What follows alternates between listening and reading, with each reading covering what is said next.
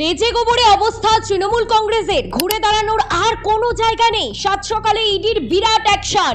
দ্বিতীয় দফার ভোটের আগে ফের সক্রিয় ইডি।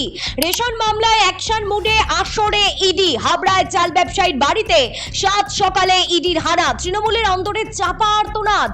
দ্বিতীয় দফার ভোটের আগে ফের সক্রিয় ইডি। উত্তর চব্বিশ পরগনার হাবড়ার একাধিক জায়গায় শনিবার সকাল থেকে তল্লাশি অভিযান চলছে। স্থানীয় সূত্রে খবর, একাধিক চাল ব্যবসায়ীর বাড়িতে হানা দিয়েছে ইডি। সঙ্গে কেন্দ্রীয় বাহিনীও রয়েছে। কলকাতা এবং বর্ধমানের কিছু জায়গাতেও ইডি গিয়েছে। সব মিলিয়ে অন্তত 9টি জায়গায় শনিবার সকাল থেকে তল্লাশি চলছে বলেই খবর।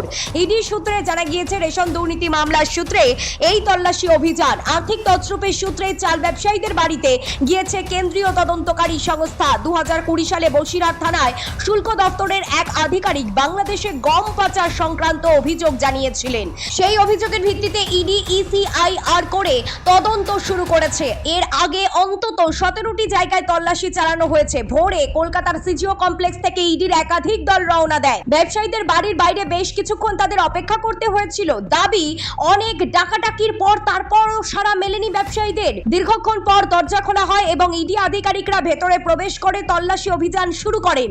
স্থানীয় সূত্রে দাবি, হাবড়ার ব্যবসায়ী সমীর চন্দ্র এবং সাগর সাহার বাড়িতে ইডি গিয়েছে। সেখানে তল্লাশি অভিযান চলছে। রাজ্যে বিধানসভা নির্বাচনের আবহে গত কয়েক সপ্তাহ ধরে নানা মামলায় ইডি সক্রিয় হয়ে উঠেছে। কখনো বাড়ি বা কখনো অফিসে গিয়ে তল্লাশি চলছে, কখনো আবার সিজিও কমপ্লেক্সে ডেকে পাঠানো হচ্ছে সন্দেহভাজনদের। রাজ্যের শাসক দল তৃণমূল ইডির এই সক্রিয়তাকে কটাক্ষ করেছে। অভিযোগ, ভোটের মুখে কেন্দ্রীয় সংস্থাকে ব্যবহার করে তৃণমূলকে বিব্রত করতে চাইছে কেন্দ্রে ক্ষমতাসীন BJP. Bureau report, talk to time.